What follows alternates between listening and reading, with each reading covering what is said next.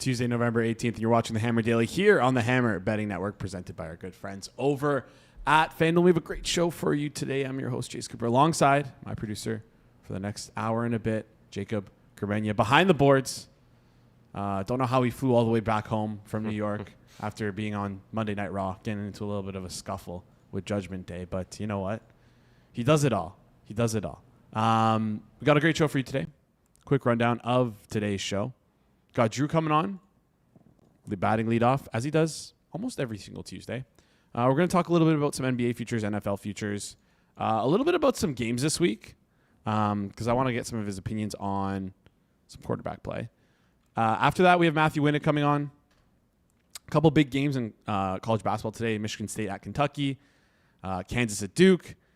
Going to break down those games for you, talk a little bit about the big college basketball board, check in on with him, seeing if these favorites or huge favorites are still covering the teams at the highest level, if they're still covering, smacking, beating the crap out of these lower seeded teams, and just covering their spreads, because it seems like a trend that's been happening for the first couple of weeks of college basketball. And then finally, we'll talk Feast Week, who he likes in Players Era, Maui Invitational, Battle for Atlantis, all those tournaments.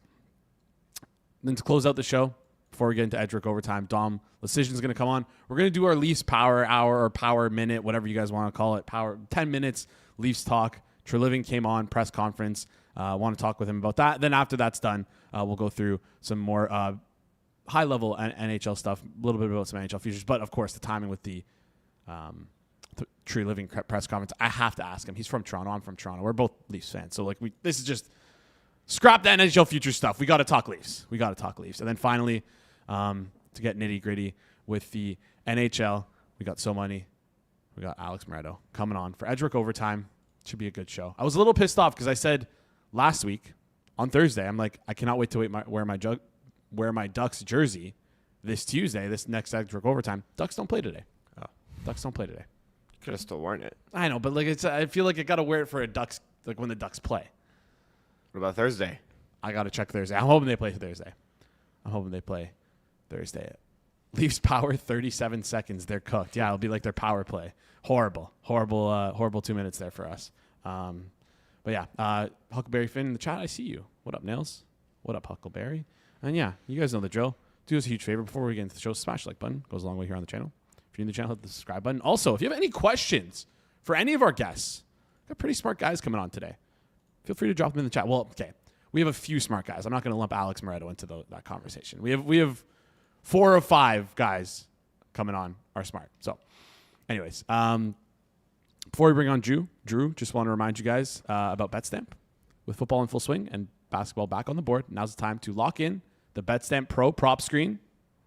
Pro is built for high-level bettors who need to spot and scale up edges fast between NFL Sundays, college football Saturdays, and daily NBA action.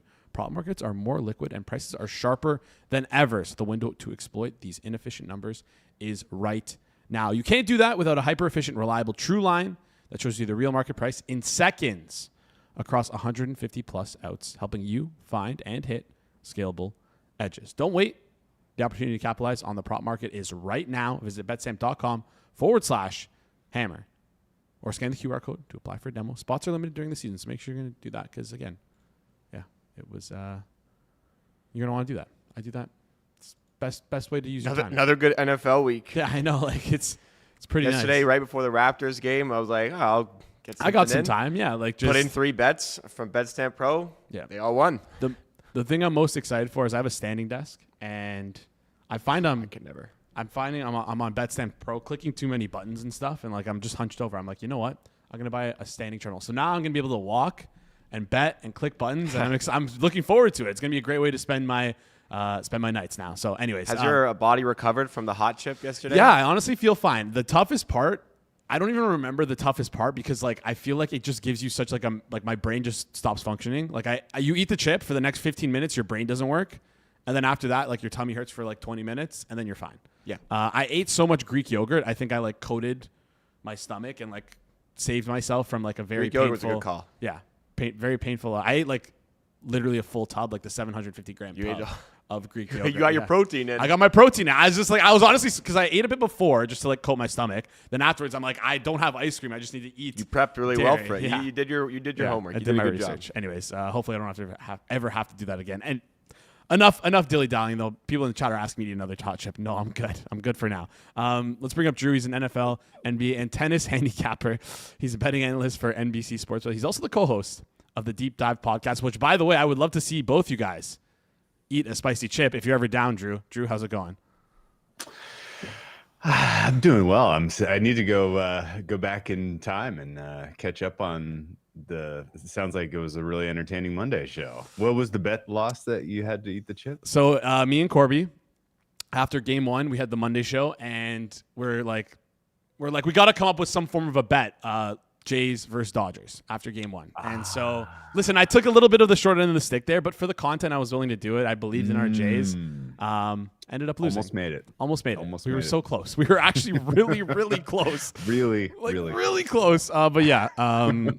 And we didn't even like come up with a punishment or like what the loser has to do. We just said like, let's bet on it, then we'll figure out something after. Yeah. And he sent me like 3 options. One of them was like to chug 2 gallons of milk live on air. I'm like, I'm gonna throw up if I do that, so I can't do that. 2 gallons? 2 gallons. Corby's crazy. I've heard of the gallon challenge. Yeah. 2 gallon challenge is intense. I don't think your body can physically handle that. I think you just start. Can't. Yeah. So, anyways, if you and Andy ever want to cross me on a bet, I'll eat 2 spicy chips if you guys eat one on the deep dive. I feel like we got to find a bet first. Fair enough. All right, let's get into today's show. Let's talk a little bit about some NFL, NBA futures. I want to start with Wemby Defensive Player of the Year because last week, before he was injured, obviously he's like minus 900 on FanDuel to win Defensive Player of the Year, like plus 550-ish to win the MVP. He's expected to miss a couple games here. I think around 10 is what you told me. So like, are we going to be at the point now where anytime we see Wemby with these like high minus odds in the future, let's look a little bit far ahead, like seasons from now, you honestly just start to click guys down the board because it's just, he's so big. How's he ever going to sustain a full season of 65 or be around for 65 games? Yeah, you wonder. Certainly. Deja vu all over again from last year. Last year, I had that kind of mindset you're talking about for the first 4 months of the season and was like, I guess I'm just going to write these all off. Like every dart I was throwing, I was like, oh gosh, man, he just keeps going. And then all of a sudden, the Spurs were not in contention for play-in. So they were like, tank time. That I think helped their decision making to basically shut him down for the year around the All-Star break. But that came out of nowhere. Like that was not like man, Wemby's missing time. Is he okay? Is he going to miss extended period? They were literally just like, nope, season's done. He's done. And that opened the door for just a really wild finale for DPOY last year, as there were kind of a flat 5 or 6 candidates that had reasonable cases that, whittled their way down to 2 or 3. And ultimately it was a pretty close vote. But this year I was kind of thinking the same thing. Like, okay, well, keep an eye on this because Wemby grew 3 inches over the offseason. So insane. It's like that kind of stuff is like, it's right? Yeah. But it's also like, how is his body going to handle that? Like you're certainly in the back of your head.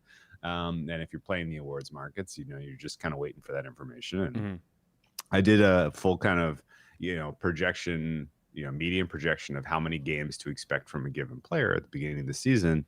And you take into account how many nights is his team on a back-to-back? What is the, where are the hot fatigue spots where they are likely to rest the, the key players, the key starters. And so it's like, okay, a season unencumbered by injuries at all. I had Wemby around 74 games. And so the criteria for qualification is 65. So right away, anytime he has an injury that's going to cost him 10 games, it's like, bang, that puts you right on the line, right?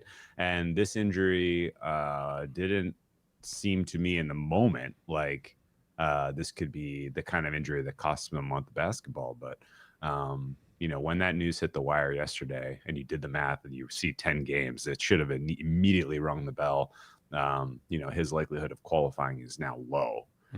or at least, he's going to have to walk the tightrope of having no more, margin for injury in order to qualify. And so my personal expectation here, this is just, again, a little bit of a wag. I think there's about a 20% chance that he qualifies. Okay. 20. Yeah. All right. Interesting. And that's his price. Yeah. I was going to say, if he qualifies, 90% to win, but the pretty low likelihood that he qualifies. Yeah, but it's also like an interesting catch-22 for him in terms of the qualification, because I would assume the Spurs don't really. It's only second year. They don't really. I don't think he would care about the award, and they don't care about him winning the award this early in his career. He's going to have a long career. So like, I wonder if the Spurs are in contention for a playoff spot, and if they're in the running, looking good down the stretch, then they start to rest them on these games, like you said, in the back-to-back, or if in the other scenario where it's like, okay, they're not looking too hot right now, they might be tanking. They might just rest them in general. So like, I don't see the path where he just consistently plays game in, game out. Like you mentioned here, you projected him 74 games after off the start of the season. So is there anyone else on the board you're looking at? Because like you said, he's pretty much priced around at 20% right now. Yeah. Is there anyone else you would look at as like a long shot? Because the other guy at the top of the board is Chet Holmgren, who might have like the same issues with Wembanyama, where he's just like a tall, lanky dude who like might like one injury could just derail his chance at winning the award. Anyone else you like on the board? Yeah, I would say Chet's even fundamentally more fragile. Yeah. So, it would. Yeah,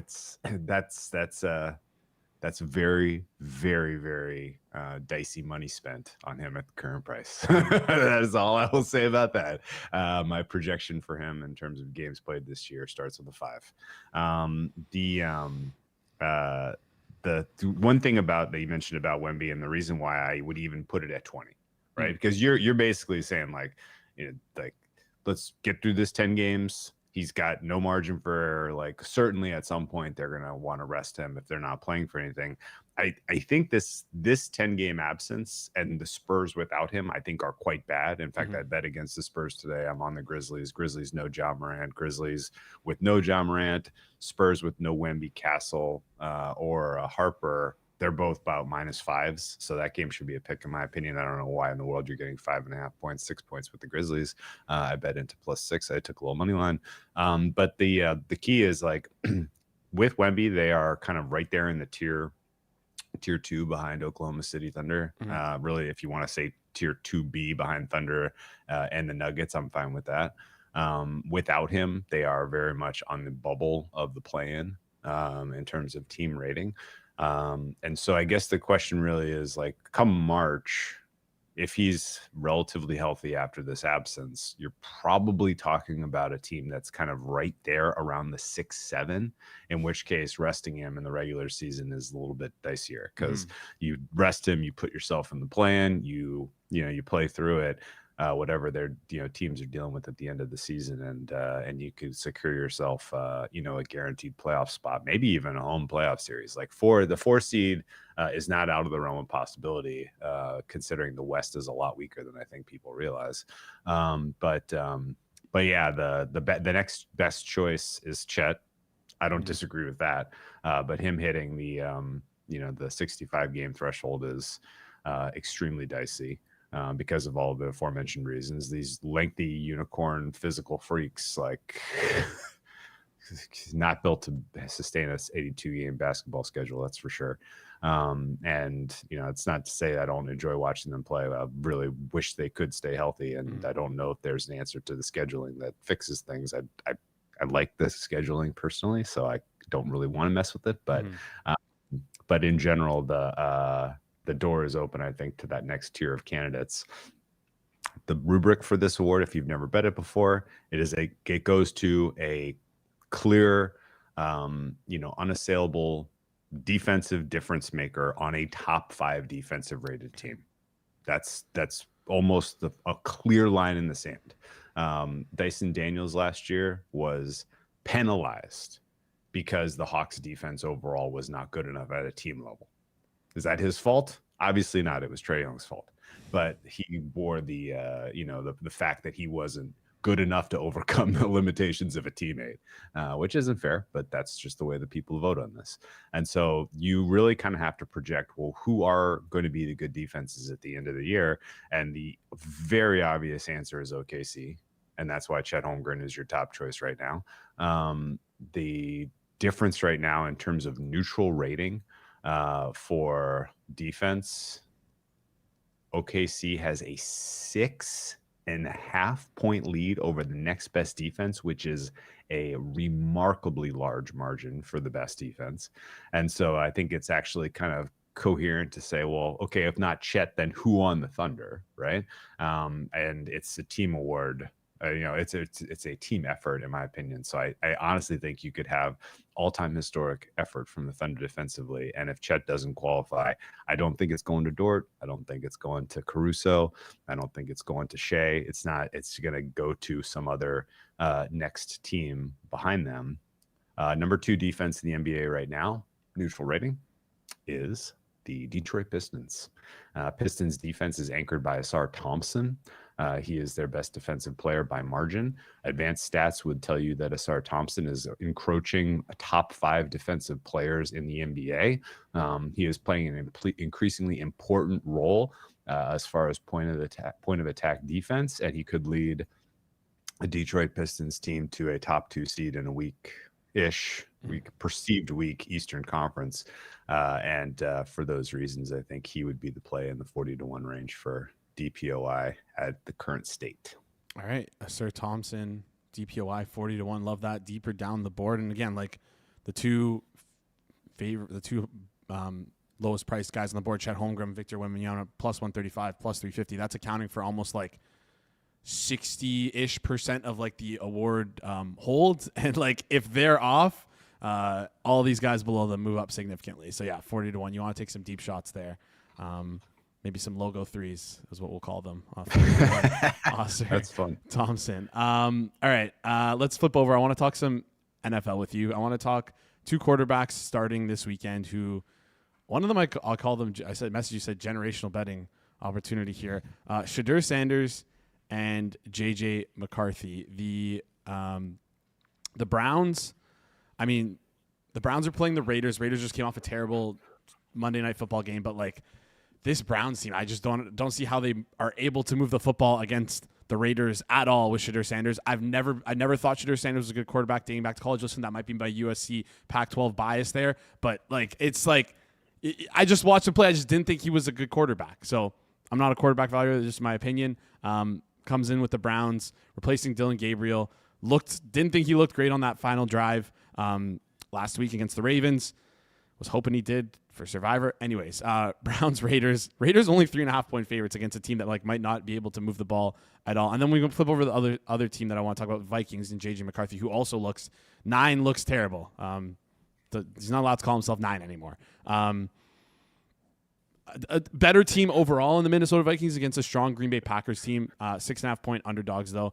Talk us through both these games. Let's start with Shadur Sanders though. Sure, yeah. Let's this a little spin on the futures theme of today and talk about the future of these 2 young quarterbacks. I don't disagree with you in terms of Shadur Sanders' quality of play so far. His quality in relief was abominable.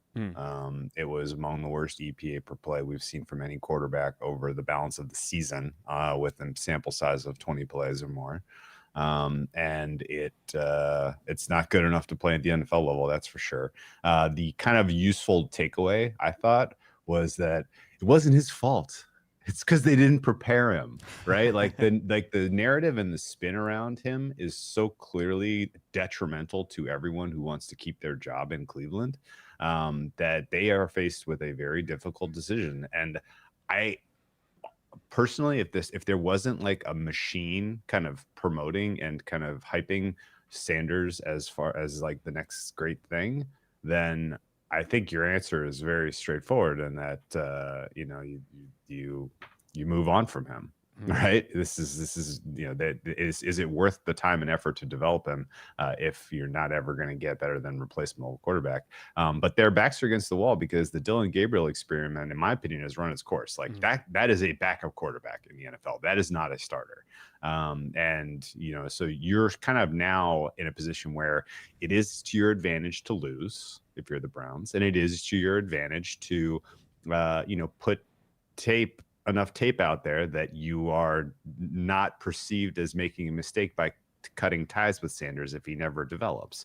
The third possibility is that you do give him the time and the tools, and you do correct the one massive weakness, which is his ability to anticipate the pass rush, and you give him an opportunity to get out of get to at least get a win on Sunday against the Raiders team before ultimately failing down the stretch, and then you can cut ties with them at the end of the year and it's clean. And I think that's where this is headed. Ultimately, the Raiders are a completely lost franchise right now. The Pete Carroll era was a mistake to begin with. The Geno Smith era appears to be a mistake to begin with. And I think in general, the pass rush for the Browns is going to be able to travel to Las Vegas, even though they're a lot better at home than they are on the road. The splits are weirdly compelling in that regard. But I think the pass rush for the Browns can be enough tier to get the Browns in this game. I think +3.5 is a fair bet. I actually sold down to +3 +103 because this game has decided by a field goal written all over it. And I do think there's a world where Cleveland sneaks inside this number. But ultimately, this comes down to expecting that the Cleveland defense is the clear best unit on the field and being able to smother Geno Smith. I think, listen, I agree with you there where this game could be decided by a field goal. It might be decided by the only score of the game being a field goal with how poorly both these offenses move the ball. Let's talk a little bit about the Vikings before I let you out here. Talk us through this one against Vikings against Green Bay. Yeah, a lot being made of JJ McCarthy. The tape wasn't good. People kind of really starting to crystallize their opinions of him. But in my opinion, the way I see and hear the way people are talking about it is a little bit misguided. His failures are born out of his in the first go around when it didn't work with him. In my opinion, it was born out of he just wasn't ready to perform perform the expectations of the quarterback at the line of scrimmage, get the play called correctly, avoid the procedural penalties, and just do what the coaches were asking them to do. It was too complicated. It was too much going on. They stripped it all down. They simplified it. And in this second go round, he's been able to handle that part of the quarterback position a lot more effectively, I think. What he is not doing well is using his arm talent. His mechanics are atrocious. He's using his entire body to get to get speed or to get velocity on his passes. Passes are arriving where they're supposed to be, roughly on time, roughly accurately, to open receivers, and they're bouncing off their hands because it's coming in with zero touch. And in general, I think this is all because he is winding up like a closer in baseball to get the ball delivered to the place he wants to. I don't think he trusts his arm as far as accuracy goes. I don't think he trusts the strength of his arm, and that's kind of leading to this failure of mechanics, which is not a 1 week fix. This is an off-season fix if it ever gets fixed. And so consider me completely sold on the JJ McCarthy experience. And I think on the road here in a hostile environment against a good defense and a well-coordinated defense and a really good secondary, I think he's in trouble against Green Bay. So I laid 6.5 there with pretty high confidence. The Packers offense has exact opposite. Jordan Love has power for days out of that arm, throws the ball with touch down the field, and Christian Watson back in the fold now adds a new layer to that offense that they were missing in the absence of Kraft. Yeah, no, I think I like that. I'm gonna push back a little bit on the Browns. I just don't see their path to getting into past the 50-yard line, but it serves them to lose. Yeah, if we're being honest. But no, both will be fun games that I Probably, honestly, the Raiders game I won't be watching. The Packers game I will be, even though I have 7 screens. We can just leave the Browns and Raiders off. Drew, appreciate you coming on today. Excited to chat with you next week. We'll chat soon. Yeah, best luck to you guys as well, and best of luck with that 4:00 slate on Sunday if you're not going to watch Browns Raiders, because it looks pretty lean. I might go for a walk. Instead. Right. There you go. Thanks, Drew. Appreciate it. Hey, take care, guys. Have a good one. Awesome stuff there from Drew. Quick reminder, gave a little bit of a shout out. Sir Thompson, Defensive Player of the Year. Take a swing at it. Anyways, we got Matt Winick coming on up next. Before we do that, quickly, I want to give a shout out to our sponsors over at FanDuel. FanDuel's putting you in control right from tip-off. That's right. You get to choose your reward. Play it safe. Go for it. Feeling bold. That's your move. Whatever your style is, you're in control. You decide what kind of bettor you are. The shot caller, the strategist, the steady hand at the line. No matter how you play, FanDuel's giving you the power to choose your reward and own your game this NBA season. Head over to FanDuel.com/forward progress to make your choice. FanDuel, an official sportsbook partner of the NBA. 21 plus and present in select states. For Kansas, in affiliation with Kansas Star Casino, or 18 plus and present in D.C., Kentucky, or Wyoming. Opt-in required. Rewards are non-withdrawable. Restrictions apply, including bonus and token expiration, leg requirements, and max wager amounts. See terms at sportsbook.fanduel.com. Gambling problem? Call 1-800-GAMBLER. Visit rghelp.com. Call 1-888-789-7777 or visit ccpg.org/Connecticut or visit mdgamblinghelp.org in Maryland. Hope is here. Visit gamblinghelplinema.org or call 1-800-327-5050 for 7 support in Massachusetts or call 1-877-8-HOPE-NY or text HOPE-NY in New York. All right. Let's bring him up. He's a college basketball analyst and consultant. Does content over at the Basketball Review. Matt, how's it going? How's it going? Thanks for having me back on. Yeah, excited to get into things here. Last time you were on air, we talked a little bit about how these big teams, these blue blood teams, these big favorites have just been covering at such a high level. Just want to check in on that. Is that, I don't want to call it, I guess, a trend, or what you're seeing here continuing, or have the spreads finally adjusted up enough to where it's corrected itself? Well, they're definitely adjusting up. There is a lot of movement anytime you have a huge favorite. Case in point, and I think this is a really interesting one. Iowa State opened, I believe, 36.5 last night against Stonehill. They won by 39. I think the line ended around 39.5, 40.5. So an opener would have hit a closer at over 40 points, would not have. So I think there's a certain point where, especially if you're getting to these games later in the day, the day of especially, you're probably not getting enough value to make it really worth it, just because now these big teams, I don't want to say motivation is not a factor. There's only 30 games a team plays. They're going to try hard.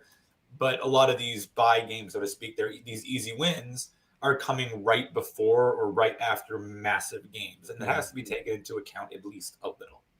Okay. All right. Something a little bit to focus on there as the season goes along. Also, like we talked about, these top teams, they've separated themselves from the rest. The NIL has really made a big impact. I wonder also if like the 6th, 7th, 8th, 9th guy off the bench is just almost like a little bit better, causing that to maybe have a trickle down effect on these spreads, increasing like the amount that these teams are winning by. A couple big games today in college basketball, starting with Michigan State at Kentucky. Kentucky 4.5-point favorites at home. Totals at 152.5. Talk us through this game here. Yeah, this is one team that is a very pretty and fun watch, and one team that is a gross and ugly watch. Michigan State is not a basketball team that is going to make you feel happy about offensive basketball. They're just not good at it. They don't have any shooting at all. They play two true bigs that are like big and physical and not very fast. And then they have their three men as Cohen Carr, who's the best athlete in college basketball. And it's not even close, but he can't shoot at all. So it's a fascinating team. And Kentucky with Mark Pope is all about like ball movement, and their big men are passers at the top of the key and cuts and three-point shooting. But they're not shooting the ball as well as many expected or hoped for coming into this year, especially after they were elite three-point shooters last year. So the reality is, if Michigan State can get them to play in the mud, so to speak, they have a real chance at pulling off this upset. I believe the line's around 5 last time I checked. And based off of talent alone, Kentucky should probably be an even larger favorite. But you trust Tom Izzo with the team that is going to be really physical and dominate the glass. If they win the rebounding battle by 10, 15, they're probably winning this game. All right. Looks like Michigan State underdogs right now, plus 180 on the money line, plus 4.5, minus 104 over at FanDuel. So they're around that 4.5, 5.5 range, probably in between and around 5. Other interesting game I wanted to talk about was Kansas at Duke. Duke 11.5 point favorites here. Big game on the slate. Totals at 148.5. Anything you like in this game? Yeah, perhaps because Michigan State and Kentucky are playing right before them at the same stadium, maybe they'll hoist up enough bricks that the shots start falling in game 2. This game is entirely based upon Kansas's Darren Peterson, who hasn't played the last 2 games. Kansas and Coach Bill Self are not being very descriptive about whether he is actually going to play or not. It sounds like probably not. And if he doesn't play, Kansas has no chance. He is their everything, and their team was built to complement him. They don't really have a go-to guy with him not on the floor. Their best player is big man Flory Badunga, who's more of a lob threat than like a shot creator in any way. They're just going to have a lot of problems scoring, and they don't really have a great matchup, good defender to have for Duke's Cameron Boozer and Darren Peterson being 2 of the top 3 freshmen in a loaded freshman class. So if only one of them are playing, and it's the guy that's on the better team to begin with, the odds are heavily stacked against Kansas. Now, obviously, the line is at around 11. But even at that point, I think Duke is probably the safer pick at that price. All right. Yeah, Duke 11.5 minus 102 on FanDuel here. So again, like in that 11 range. Any other big games you like today? Also, do you do any women's college basketball stuff, or are you focused strictly on the men's college basketball? I got enough going on the men's side. 365 teams. The drop off there's definitely a drop off after those 2 games for the rest of the day today. Wichita State, Boise State is interesting. Wichita State 3-0 on the year. Boise State has a loss to a Division II team on their resume, and yet they are still double-digit favorites in the market, even though Ken Palm's analytics only have them at 8. I actually agree with that. Boise State, obviously, with the poor performance against the D2, that technically doesn't count. They also barely escaped Montana State, but this is a squad that still returns a ton from last year, and they should still be perhaps considered a little underrated. Whereas Wichita State, also 3-0, but they blew past an awful Prairie View team. They got really lucky with this super late run to escape UNC Asheville, and then they dominated Loyola Chicago, who has been absolutely horrible to start the year. So I don't think Wichita State's really proven much. This is a brand new core. Boise State, I think, should be winning this game by a fair bit. All right, Boise State should be winning that one. 9.5 at FanDuel, minus 120 for Boise State here. Totals at 149.5. I want to flip over and talk some the Feast Week. We have some futures here available at FanDuel. A couple tournaments that I want to get into: the Players Era Festival, Maui Invitational, Battle for Atlantis. For those who don't know, these are. I asked you before. I'm like, these teams take this seriously, right? This isn't just like a whatever tournament. And you told me, yeah, they take them pretty seriously here. So I guess talk us through each tournament here. It seems like the Players Air Festival is the one that's the most wide open.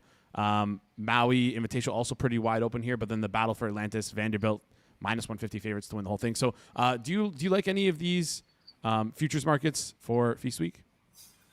Yeah, so it's interesting because you talk about motivations. The Players Era tournament is financially motivated, right? If you win, I think it's $1 million in NIL.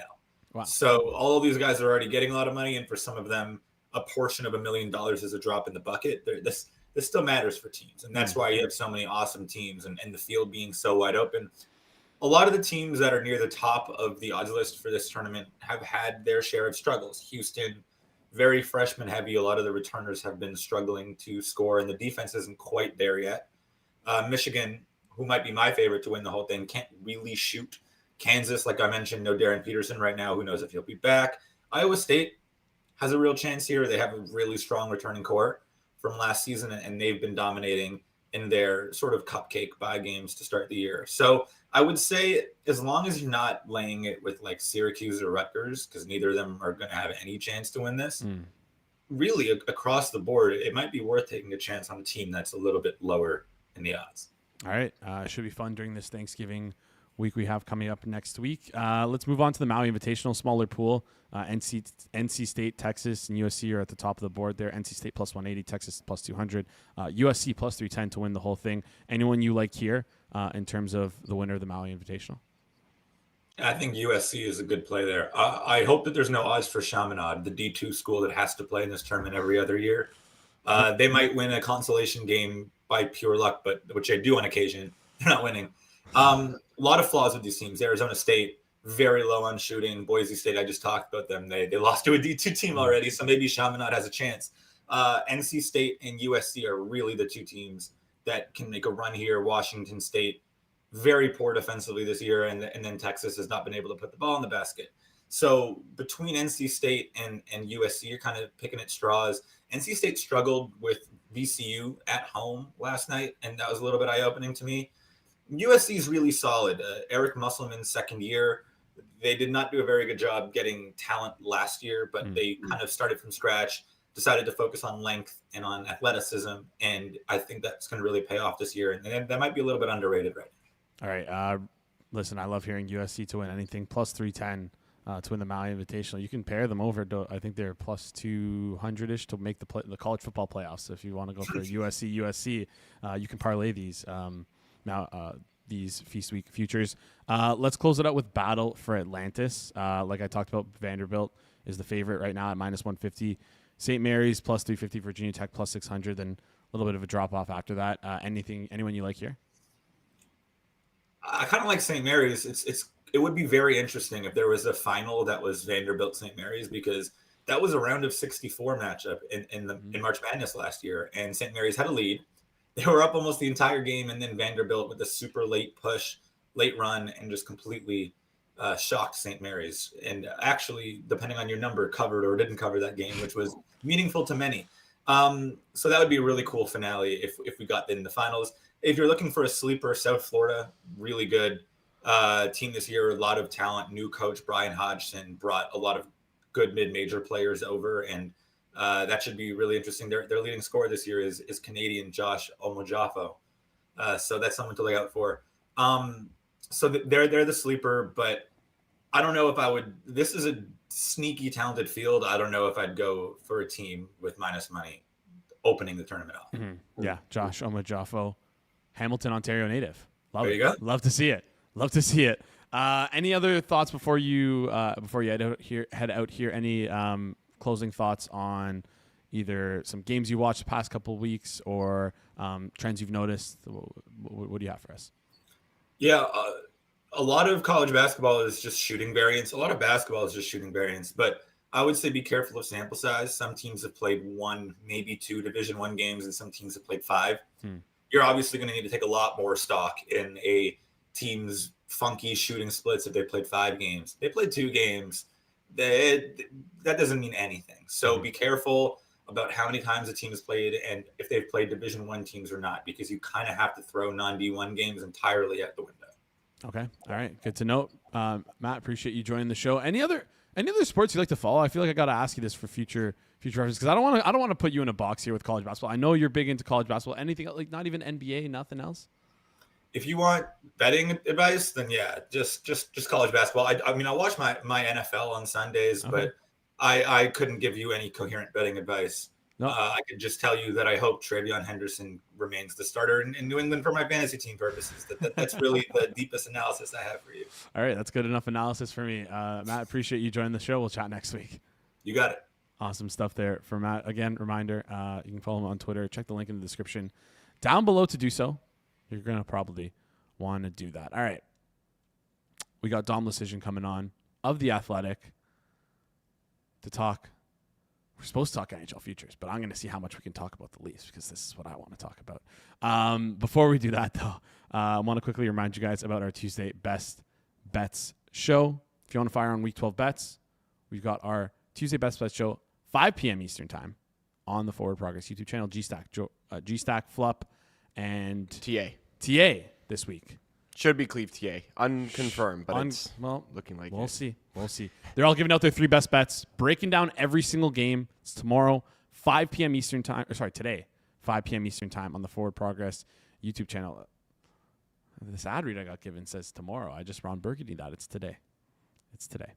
Can't confirm it's today. Can't confirm. It's the Tuesday bet. I'm gonna guess the Tuesday Tuesday show best bet show is on Tuesday. Yes. All right. All right. Well, one Ron Burgundy a week is seems to be my seems to be what I do here. Anyways, let's bring up our next guest. You can find his work over at The Athletic. I'm excited to talk Leafs with him because the True Living press conference couldn't have come at a better time. Dom, how's it going? It's going great. What a press conference. Am I right? I know. I don't know if it will like made things better or worse. Like, listen, I like when a GM will come out. Listen, he hasn't been great, but at least he like took the lumps as he should, because I don't think he's done the moves that he's made has been great for the team overall. But yeah, what did you make of the press conference? Just tell me your thoughts. Like, we got to get into this. It felt very corporate. It felt like the son of the Boston Pizza Empire was running an NHL team, and it just felt like empty platitudes without any solutions to what's going to happen other than, hey, why don't you work harder? I don't know if you're a Simpsons fan, but it kind of sounds like when Homer moved to Cypress Creek, got a big promotion, they told to manage, and he just says, hey, can you guys work harder? And they said, sure thing, boss. And it only works for so long to just say, hey, work harder, which seems to be the overwhelming message right now for this team. Yeah, if only they were to work harder, maybe we would have a couple more cups. I feel like it's just not something you can just say, hey, work harder. It doesn't really solve anything. Maybe just make the team better. That might be a crazy thought. Anyways, a couple things I wanted to pick out from the press conference, though. When it was first announced, I was like, okay, are we seeing Berube hot seat? Because I talked with Moretto about this, I think, last week. Because I'm a firm believer that I don't think he's the right fit for this team anymore. Maybe he was a good fit last year in terms of we had a team that couldn't really get over the hump. He might have been the guy to motivate them and push them through. But we don't have as much talent as we had last year. We're not as good of a team as we were last year. We kind of wrote a hot goalie last year. But he came out, Treliving came out and said, Berube did not become a bad coach overnight. He's right, because he's always been a bad coach. So were you expecting him to get fired here? Or like, how much confidence do you have in Craig Berube? I don't have much confidence. I think you're right that he may have been the coach they needed last year. Mm-hmm. I think it's underrated having a good number of coaches throughout the year. Obviously, it's nice to have one voice for a decade like John Cooper, but sometimes you learn different things from different coaches and you apply them throughout your career. And maybe Berube was what they needed last year, but this year it feels like the flaws in his system right now are showing a lot more. Some people just say that it's regression. They were just banking on save percentage last year, but this team is just giving up breakaway after breakaway every game. It's something they weren't doing as much last year. The penalty kill looks terrible a lot of games, and I don't have a lot of confidence in Berube. I wasn't super confident when he was hired, but I was willing to give him the benefit of the doubt, and I think they played better than their underlying numbers last year. I do think some of the private stuff liked their defensive game a bit more than it does this year for sure.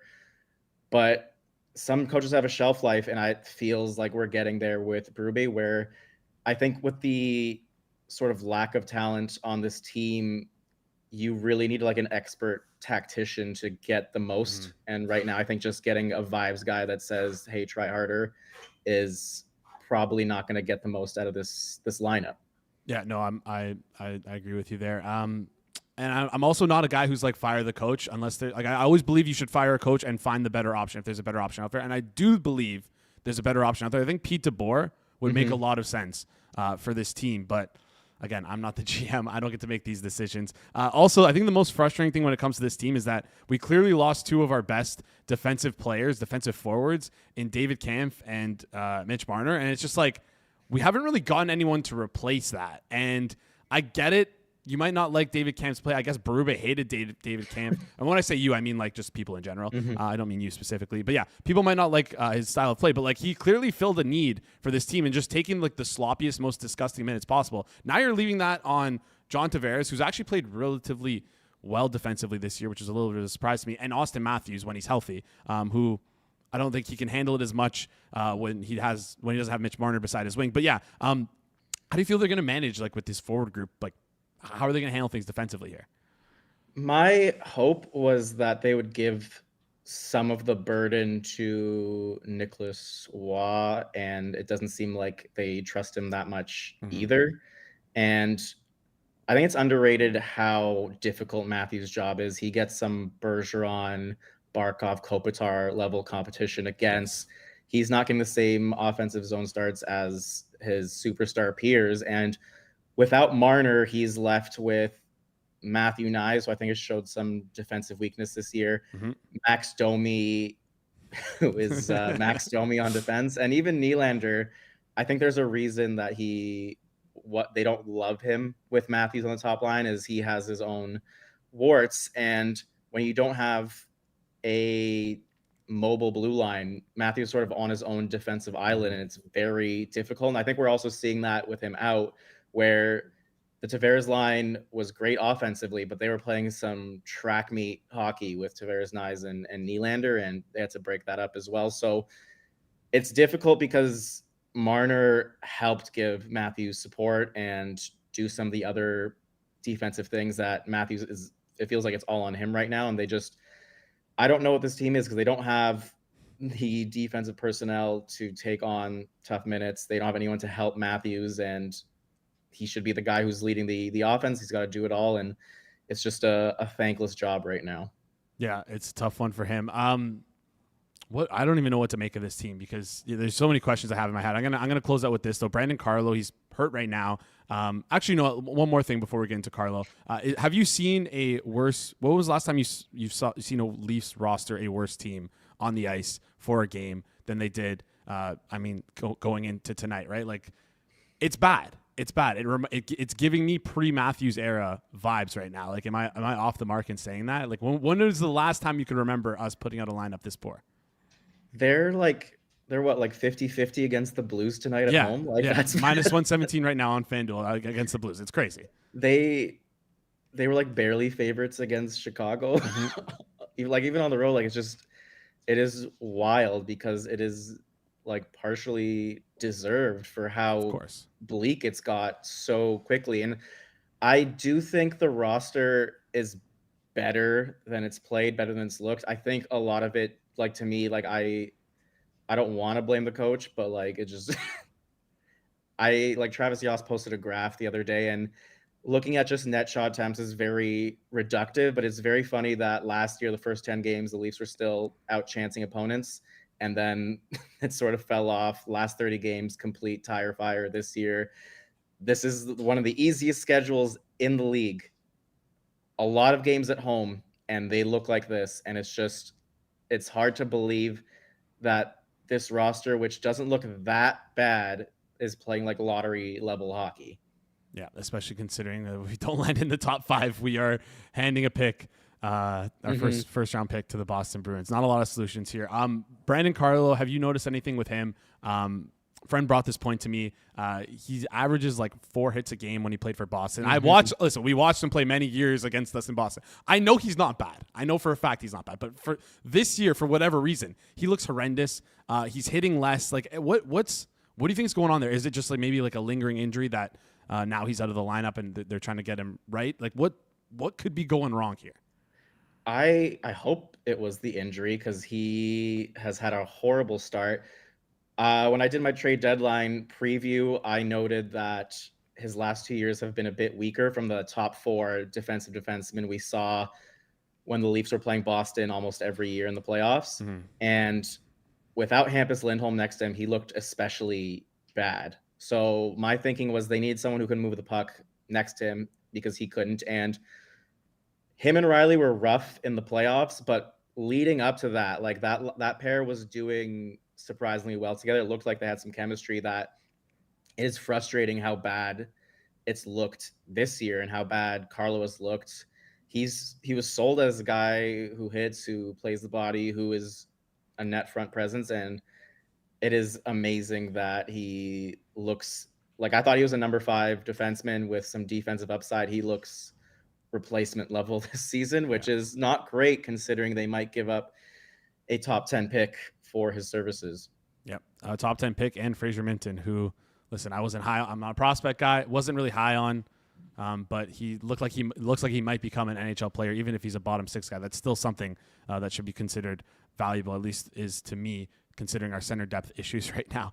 All right, is Scott Lawton like is Fraserman and like considering they traded another first on top of that to get Scott Lawton when they could have probably got away with Fraser Minten.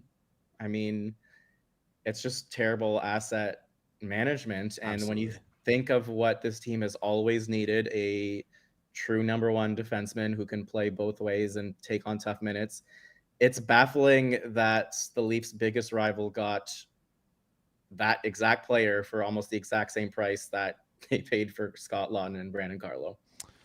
Yeah, it's frustrating. Very, very frustrating. It just feels like one bad move after the other, and I just look back at some of the trades in recent memories, and it's just been like I don't want to think about the Nick Foligno trade. I don't want to think about that stuff. But like the Lawton trade might be up there in terms of like one of the worst in this team's history. So he looks. I never knew I never had a clue what they were doing with that trade. Anyways, we can move on from the Leafs talk here. I only have you for a couple more minutes. I want to talk to you a little bit about sort of the new blood we've seen in the NHL. Because obviously the Leafs fallen off. These teams that we've kind of known year after year to be making the playoffs, Bruins don't look too good. The Panthers are kind of slipping a little bit, but they might be bouncing back. We've seen a couple more teams kind of on the rise. Devils, Ducks, Mammoth. So who of these new bloods, doesn't have to be those 3 teams I listed, do you think are legit and they're here to stay? Who do you think is kind of, I don't want to say on fraud watch, but like maybe just overperforming a little bit based on your expectations? I kind of feel like they're all overperforming in their own ways. In terms of like being like real and contender, I think New Jersey is obviously the closest, but they're so injured right now, so it's hard to like get a great read on what they are. But even when they were healthy, I think their XG was like kind of middling and their goaltending is kind of average. So I'm not putting them in the Colorado, Dallas, Carolina tier, but like they look legit. So that's enough.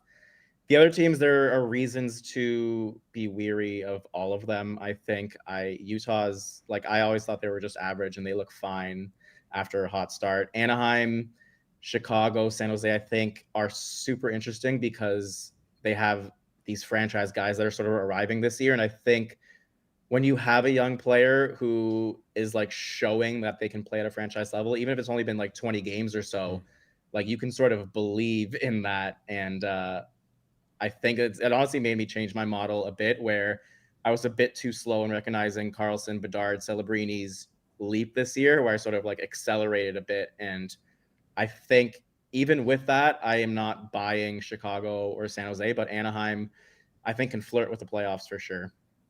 All right, and I love that. I was going to wear my jersey, but I didn't today because they weren't playing. But maybe next week when you're on. Mm-hmm. Do you have any more insight on this Jack Hughes injury, by the way, which is like one of the craziest little stories? Sorry, my mind's kind of like racing around a little bit, but like, what happened here? Frank the Tank dinner comes around, and then the Devils show up to his dinner party and just cuts his hand. Do you know anything more than what the public knows? I gotta ask. No, I don't, but I have Jack Hughes in my keeper league. Oh God! And every year he just misses 20 games. And it's like, I'm happy that it happened now and not in the fantasy playoffs, because I had to win back-to-back years without my best player, which kudos to me. But like, Jack, we're trying to get you to lift the fantasy cup here, and I don't even know if he can. He's lost a finger or something. Yes. I don't know. I saw they thought it was so serious he might miss the entire season. Oh my God. I didn't see that. Like, what was his finger like chopped off and they had to like re-sew it? I have no idea. This stuff gives me like the little, don't like thinking about this stuff, but I just saw a hand injury. I'm just like, what the hell's going on? Anyways, let's move on. Last question before I let you out here. I asked you about the teams that were bad and now good.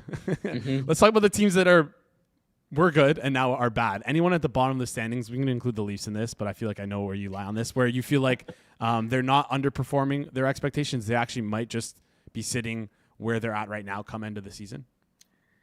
Like teams that are just bad now. I'm not sold. We'll call them like the blue bloods of the NHL over the last 7 years, where like we're used to seeing them playoffs year in, year out.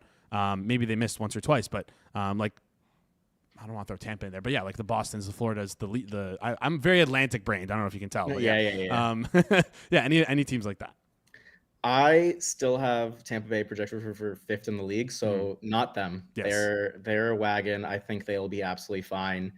I don't know if Boston counts because they were kind of bad last year, but I think I look at their forward lines and I'm like, who are these guys? What are we doing here? In terms of teams that have been like, I think all the contenders other than Leafs are fine. The fake playoff teams, like I'm not sold on Minnesota. I think that's about it. But this is the most chaotic standings going to the Thanksgiving I think I've ever seen. I do power rankings every week for The Athletic. And last week I was doing them and I did not know what to do. Like I am generally of the mind that there's got to be some vibes in there, but you mostly have to stick to like where you think the teams are going to end up and who can win a cup right now. And it's just like, I think Vegas is a top 5 team and they're like 8-4-6 or something like that.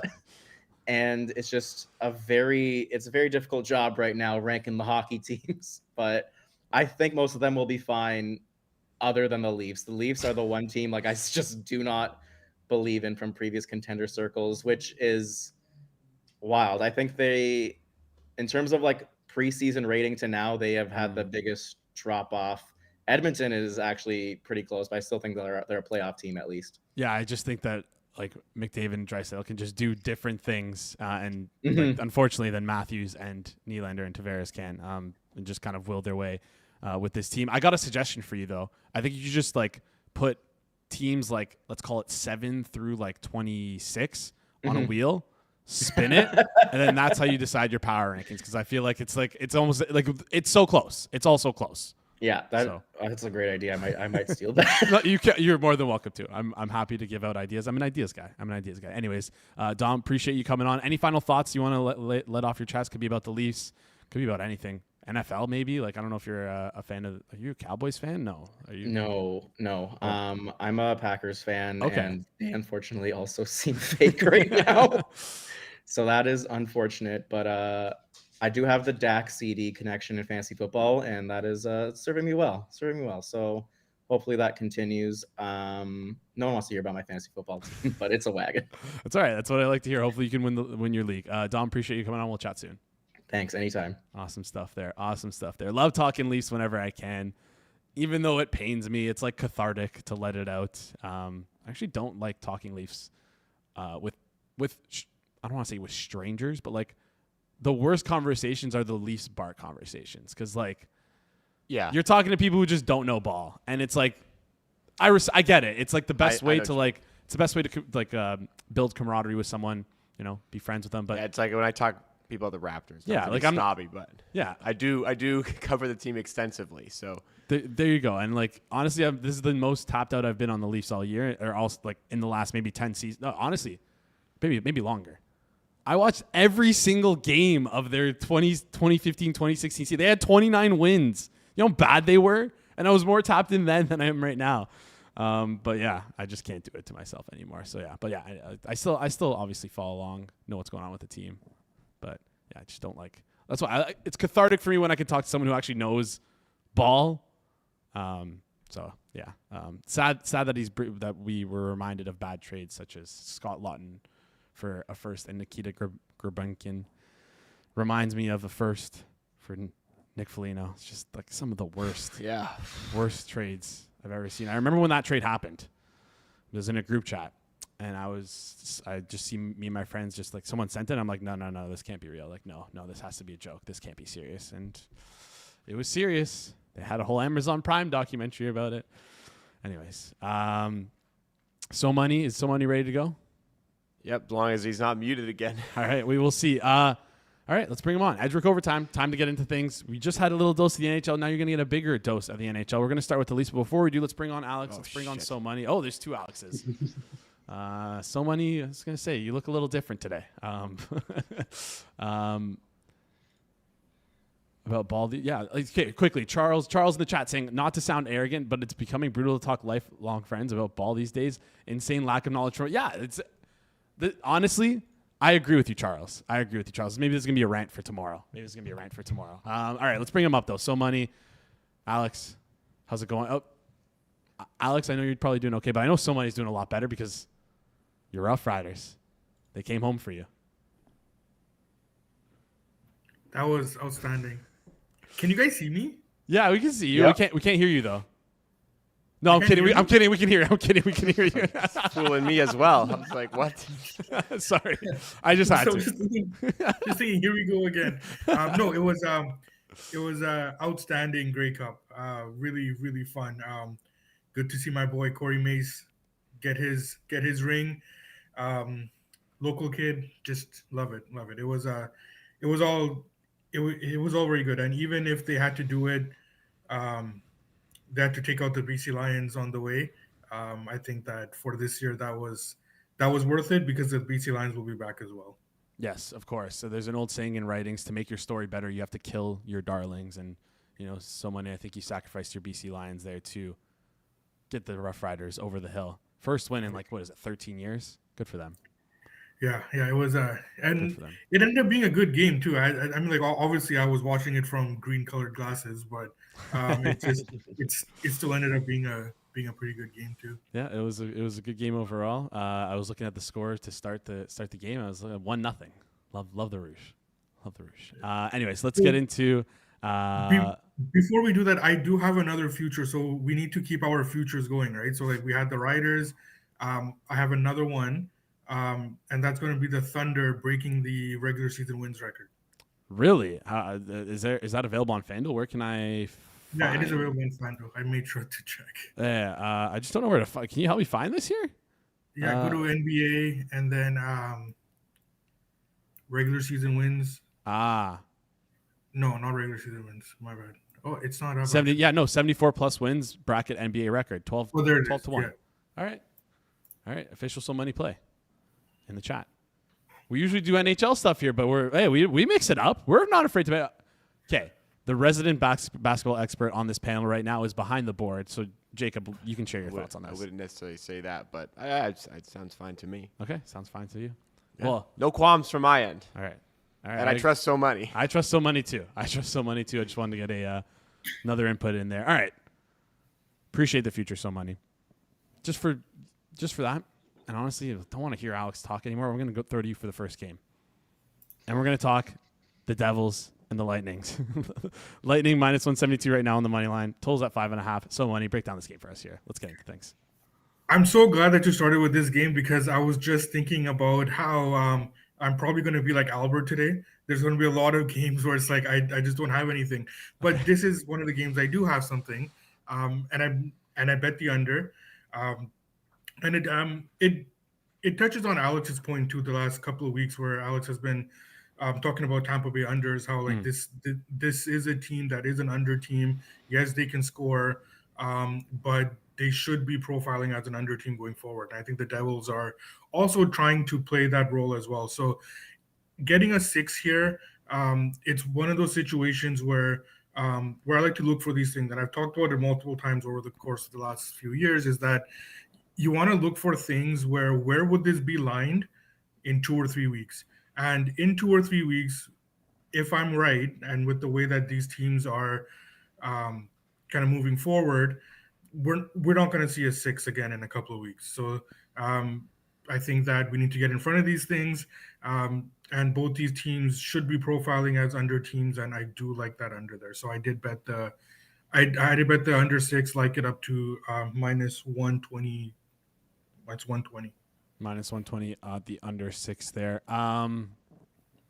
Alex, we'll throw to you. We'll let you finally speak after 2-3 minutes of you just sitting there patiently. We appreciate that. Any opinion on this game? It's been a while since I've got to hear my voice. So Money, first of all, I want to thank you because I logged into one of my accounts the other day, and I was like, where did this balance? What changed, like a drastic change. And I realized that on June 9th, I put in a big Rough Riders future. Obviously, would have been from you. Don't know where else I would have got that from. We must have had an Edgework show into the Cup final or something, and that's where that came from. So thank you for that. And yes, I agree. Devils, Lightning, under 6, definitely. I was talking about this with someone else earlier. One of those games where kind of a lot of news to parse through, but I think based on what we know, or what we think we know, at least from this game, where I don't want to we don't need to get into all the weeds of all the guys who are injured here, but it sounds like the guys who I think will go tonight are all guys who lend themselves to an under as well.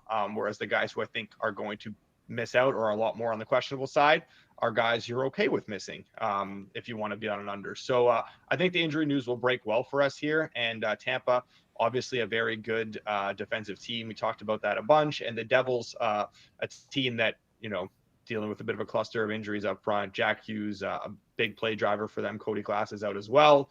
Doesn't sound like Dadonov will be back just yet. And, some of the forwards that are left in that lineup are very defensively responsible. And with those injuries up front, as a team, they excel in playing good team defense. And that's something they really need to do, especially in these spots against these better teams right now while they're dealing with these injuries. So I think we'll see Hamilton back. I think Brendan Dillon should play. And I like the under 6 here as well. And I mean, the market had been still, of course, the market had been still all day. And then just as we're getting ready to come on the show, it really starts to run here. So there's still plenty of 6s available though, but I think they won't be too much longer. So I'd probably bet that now.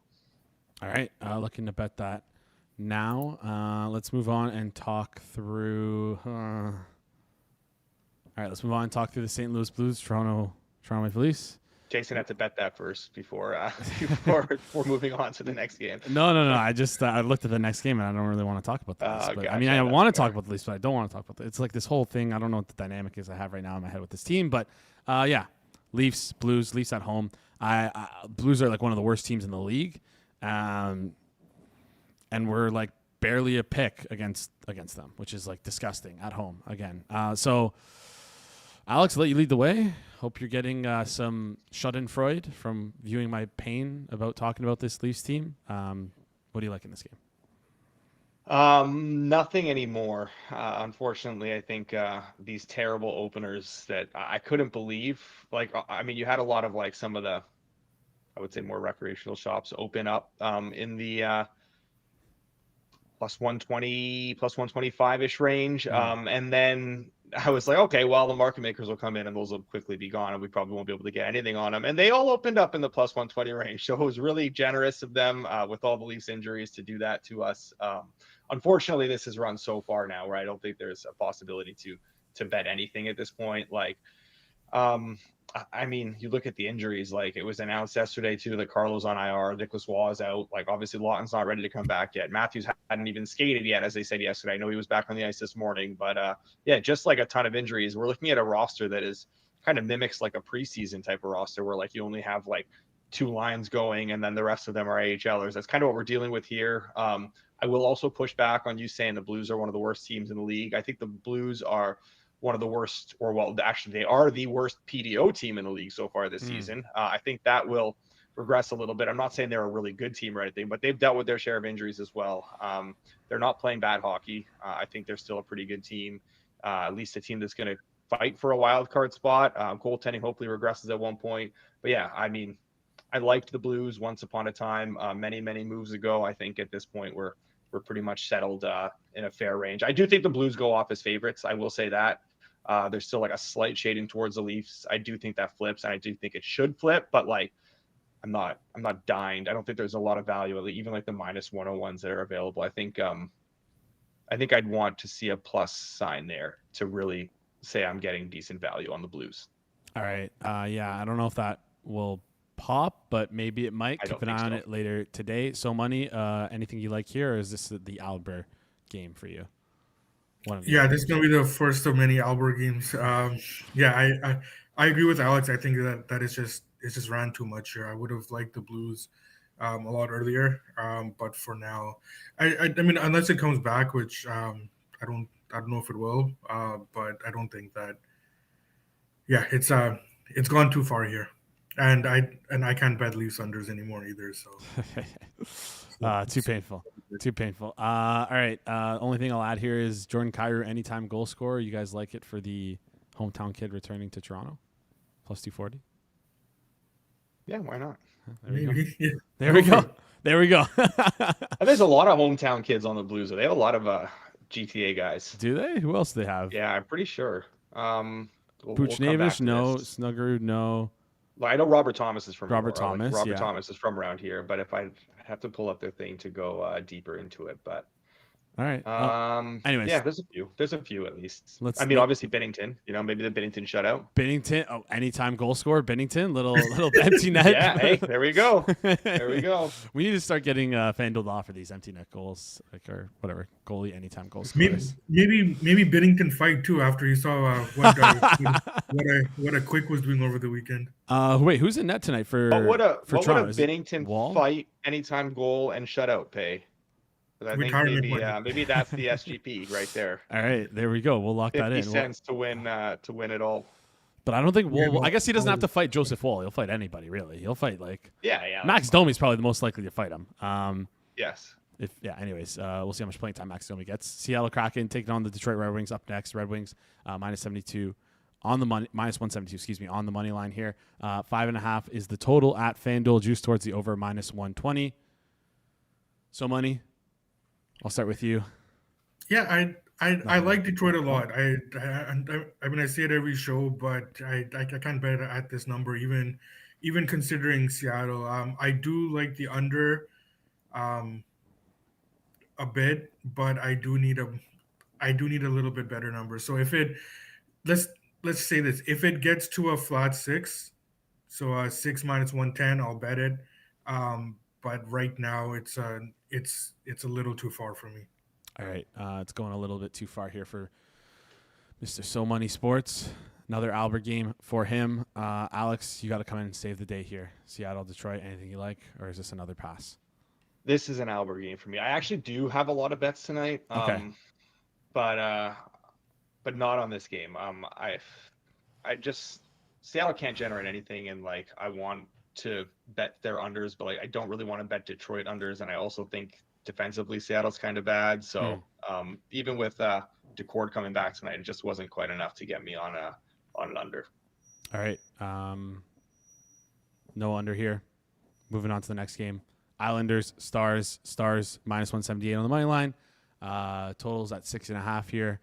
Your ops, the New York Islanders. Matthew Schaefer, number 1 op in Morettoville. Are we liking the Stars here, or do you think Schaefer's got a little bit of magic to pull out a win for his not your Islanders, but their Islanders there? Any opinion on this game? No opinion on the side, but I do have a bet on the over here, and it's starting to move quickly right now. So I just bet it maybe 10-15 minutes ago, and it's really starting to run. So 6 to -120, if you can get on that, I think that is a good look. I mean, Stars defensively, it thins out pretty quick. I know I talked about injuries and how much these things kind of matter. Luszczyszyn is out, and Luszczyszyn's not good. I'm not saying he's worth 2% to the Stars, but when you compound Luszczyszyn being out on top of Lundqvist and on top of Harley, it gets bad in a hurry. Someone by the name of Vladislav Kolyachonok is making his debut for the Stars on the blue line. Don't like him. Don't really know him, but don't think he's very good looking at his limited NHL numbers. Basically an AHL journeyman. And Dallas is really rolling right now offensively. They're generating whatever they want. They're tilting the ice. They are creating at will. JV Ben is back. David Winick sounds like he's going to go in net for tonight as well for the Islanders. So this is back to the Isles overs for me here. I think this has potential to get a little bit silly. All right, looking at some overs right now in this Isles game. So money, any thoughts on Moretto's bet here? Yeah, I completely agree, and we'll make this a double best bet. Okay. We talked about the Stars last week. They are starting to, they have turned it around. They are generating more, and in terms of the Islanders, I mean, they're not going to provide any defensive resistance here, right? And Riddick has had a pretty good year actually. He hasn't been bad, but we have a large enough sample size now on him to know that whatever he's doing right now, it's not. It shouldn't be sustainable. I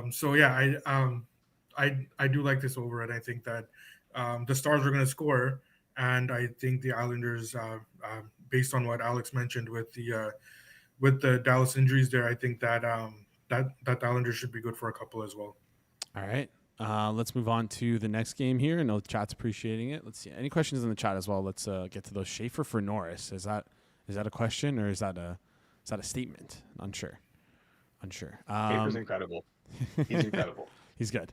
I don't know. I'm starting to doubt whether some people are like just built different and like, you know, like maybe you don't fade. I don't know. Maybe he doesn't fade. Like, and now the injuries the Habs have up front, you're suddenly looking at like a lot less offensive support for Demidov, who's not necessarily. I mean, they moved Slavkovsky down to play with him last night. Those two looked like they had some really good chemistry, and that line was probably their best line. So hopefully that sticks. But I'm starting to get concerned about the staying power of Schaefer because, I mean, he is young. I believe in everything I said, but like some guys are just unicorns, and like he might just be a unicorn who like it doesn't matter that he hasn't played much. So that's what it's looking like for now. I hope I'm wrong. But yeah, we'll see. You're just praying for an injury for the NHL's youngest and brightest, one of their brightest stars.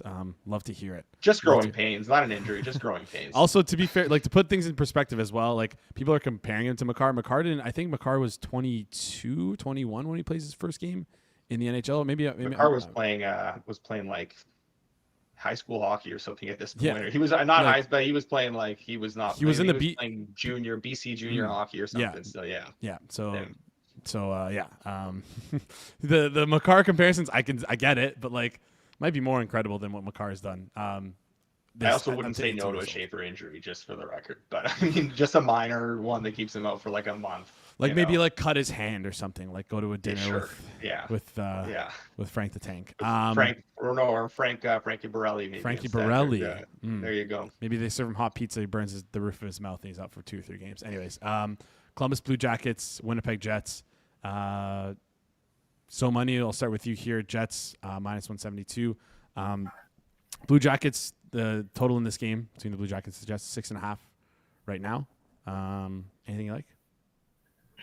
With Jet Greaves, I would have liked the Blue Jackets, but right now I don't like anything. Okay. Sorry guys, it's just one of those days. That's okay. You gave us a lot of love with the Rough Riders, so like you bought yourself a couple weeks here. You gotta bring up the. Sorry, Connor Hartle. Did you guys know he was a Devils fan? I'm so sorry, Connor. Yes, I do. Yeah. He told me to please stop bringing up the Jack Hughes injury. I'll stop. Don't want to think about cut fingers. Alex, I'll let you lead the way here, or I'll let you follow up. Anything here? Yeah, I also just want to address Charles in the chat here, since we're talking about Columbus, saying, how does Montreal keep getting away with stealing points? I don't know if you watched that game last night. I would say Columbus stole a point in that one. The perfect Blue Jackets, who did not commit a single penalty, apparently, according to the referees last night, yet got 5-on-3 and a nice power play to get their goal, but were absolutely dominant at 5-on-5. That was the best I've seen Montreal play in a while. I was a little bit concerned with all the injuries, but they put in a really good effort, and I thought they deserved 2. So now back to my unbiased stuff. I don't have a bet in this game. I know the over got blasted with Comrie and net. I think Comrie's good.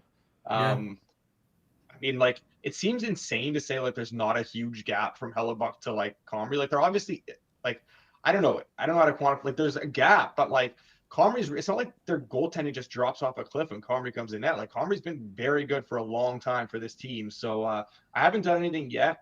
We've seen a lot of games where I think the 30 minutes before posts, like some of these totals and sides are just getting absolutely blasted. And I disagree with not a lot of them, but there's a number of these late moves that I kind of have disagreed with and played back on. I think this has potential just based on what I've seen over the last few weeks to take a lot more over money going into puck drop. So if that does happen, and like we're looking at like 755, we're looking at a plus money under 6.5, I will go on this one. But like for now, I mean, unless we get there, I've got nothing. But something to monitor at least, because I think we've seen a lot of Columbus overs get hit pretty hard. And in general, I think with Hellebuck out, this is something that we can see take a lot more money later too. So possible we get the plus money under 6.5. If not, then I'm not going to do anything here. All right, 3 more games to get into. A quick reminder, smash the like button before we get into these 3 games. Do us a huge favor. It goes a long way for us here on the channel. If you're new to the channel as well, hit the subscribe button. If you like the NHL, let us know in the chat. If you like anything else, let us know in the chat. What your favorite sport is, all those sorts of things. I don't know how much you guys know about prospects, but Charles, I think, is tongue-in-cheek asking if the Leafs are tanking for McKenna or Verhoff. I don't know if that's a serious question or not, but from what I've heard, I don't think McKenna is it. That's all I'll throw out there. Don't know if you've heard anything else, Alex, but I don't know. I don't watch a lot. Like I don't watch college hockey really, so I'm not like analyzing these guys. I think that McKenna having some growing pains is maybe like a tad not concerning, but like it definitely like gives you pause at least. Yeah. But like what we saw him do in junior hockey is what we've seen very few people before do in junior hockey. I think he's still very likely a incredible player and probably a shoo-in for the first overall pick. I guess you want to see him play a little bit better right now at Penn State, but like I don't know, he looks fantastic to me, at least based on what he did in juniors. So we'll see. All right, I got that information before the season as well, saying question marks around McKenna being first overall pick. So, Money, anything from you? No. All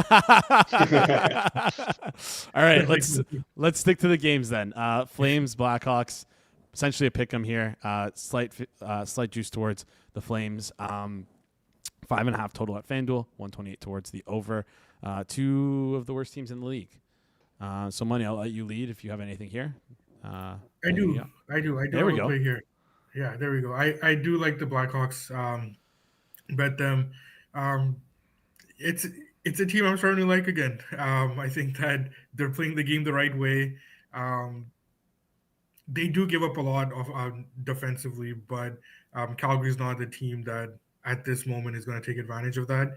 I do agree with Alex's overall sentiments that Calgary will start scoring at some point, but until they do, I'm not going to deviate from the path here. So the reason I didn't play the under is just because of the way that Chicago plays the game in general.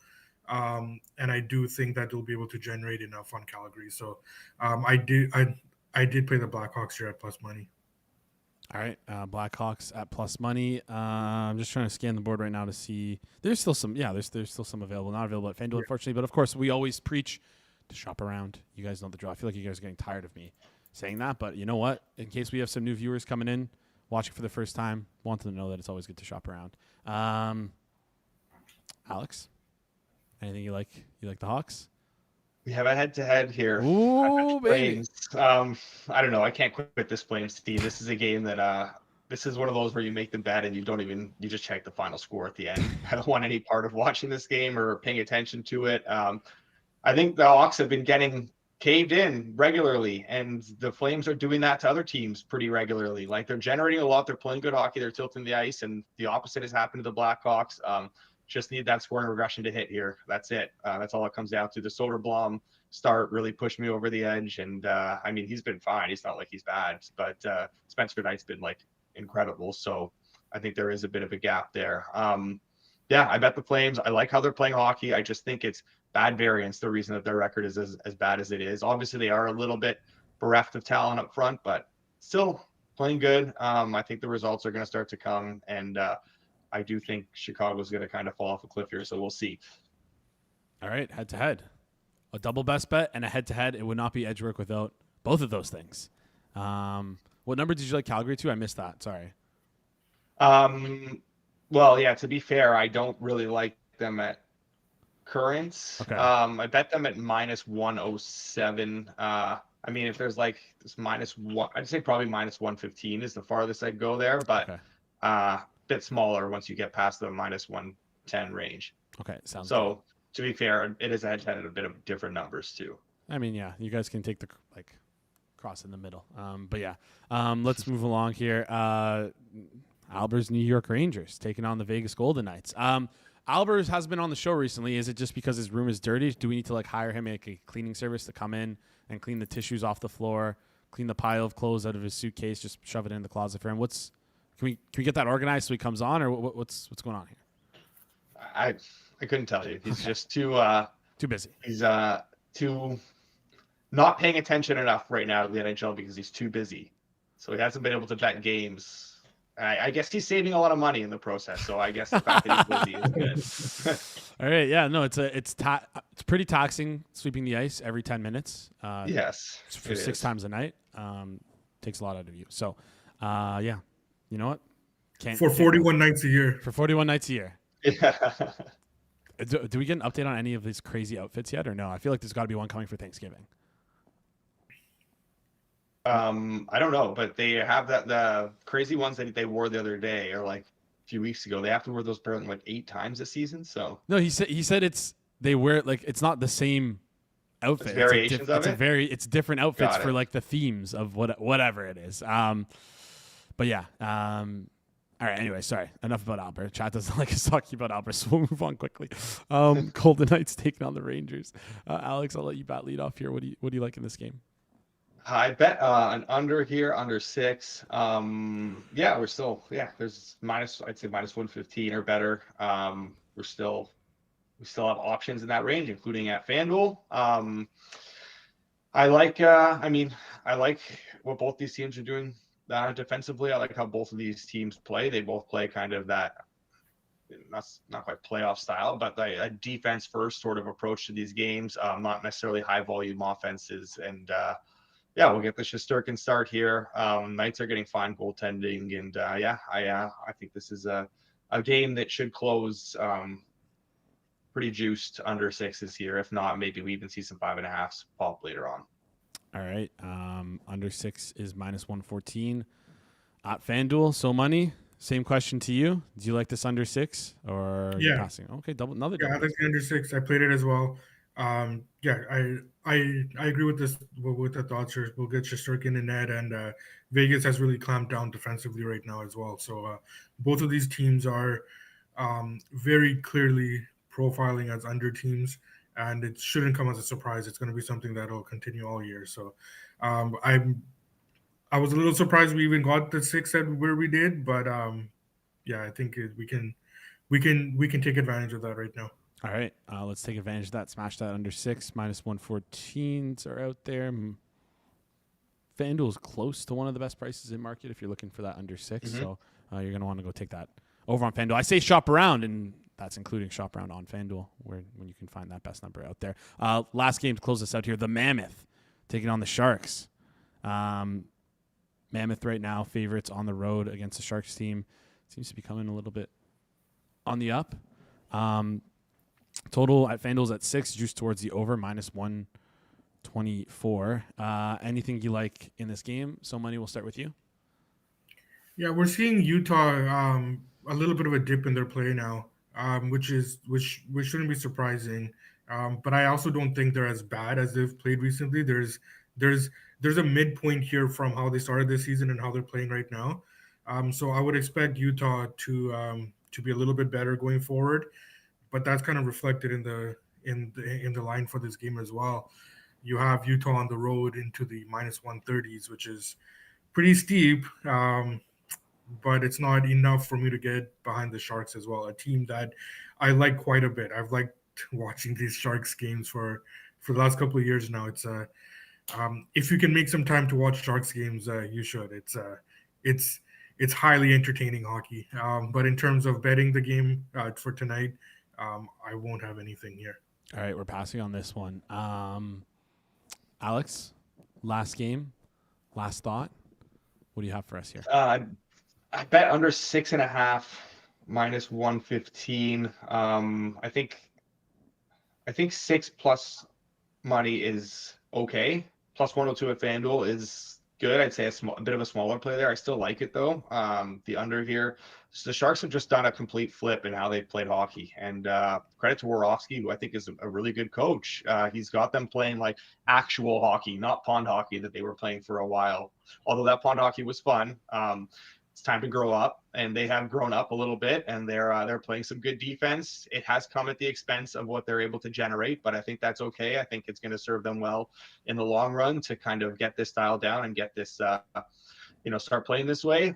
Utah, the offense has ticked down a little bit as well. Defensively, they haven't been great, but I don't expect San Jose to be the team to threaten that all that much. I'm okay with Vanishek. He's been fine. We get the Askarov start, and I think on the back-to-back, it's a hit for the offense. Like it is tough for these teams offensively on these back-to-backs, especially with how condensed the schedule's been because of the Olympics this year. So yeah, I bet the under here. I think based at current, I think a little bit of a smaller play because it looks like a lot of the 6.5s minus 120 or minus 115s are gone. So 6 plus money, I think, is still solid. 6.5 minus 125. Same sentiment as the 6 plus money is kind of just a bit of a smaller play. All right. 6 plus money plus 102 is available at FanDuel right now. And that wraps up the Edgework segment for today. Before we head out, who's in the chat? Charles Saul asking in the chat about Kiefer Sherwood, saying, what's he saying there? So money, will you accept a second rounder from the Panthers for Kiefer Sherwood? How is he so good all of a sudden? I don't know. It's just it's really one of those things, right? Where like he's been given so much ice time. He's been afforded the opportunity to play in every single situation, and he's being relied on, and he's come through. Like it's really outstanding. Mm-hmm. And no, I wouldn't take a second rounder for him. Really? I mean, 30% shooting percentage. I feel like that's got to come down back down to earth a little bit over the next couple of weeks. No, he's one of the more consistent scoring options. So okay. I think the Canucks should probably look at re-signing him. Okay, interesting stuff here. Kiefer Sherwood. Who would have thought? He's the type of guy that'll fetch a lot for you at the deadline if it gets to that point. Like obviously you don't want it to get to that point because you want to be, but like plus I mean the amount of like the physical game that he plays too. I think he's the type of guy that can get you. Why would you be a seller at the deadline if you're going to make the playoffs? What are we doing here? Get this. I hate that answer. Yeah, I think he's souring a little bit on them. I don't know. Oh man, I have a lot of thoughts, but I don't think we can get into it right now. I mean, you can. I'll give you the floor for 2 minutes if you want.